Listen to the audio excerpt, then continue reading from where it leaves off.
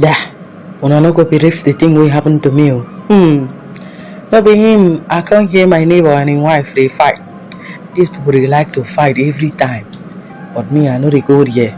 But this one, I can't hear the woman they shout. May they no come keep person for the compound. May police come carry everybody. Nah, I carry myself. I go there, go to Good Samaritan. You don't come me. I see shaky. They almost use hot blow about my eye.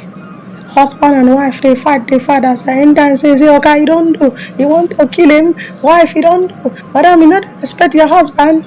Now I see one kind hot blow. Ow!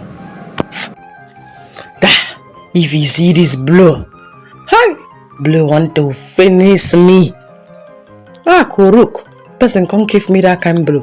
Come and say my papa wait there for heaven. Come save me that day. As I free. Tell myself say never will EKAETTE go to separate anybody. If they like me then fight from now till tomorrow, you know one time me I go riff them like that. Because no person go come blind my eye. I no carry blind eye come up for heaven. I can't come the whole fight, they come blind my eye. It not go happen. Now they hear me. So those of a way they like to go to separate fight. Stand way because some people then go riff food and they fight. Can't face you. Because you come to those good Samaritan, I've been a good Samaria, I've got till now they speak.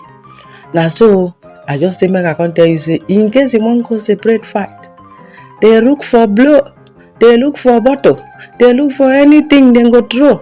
Because that one carry me come. Ma come they go.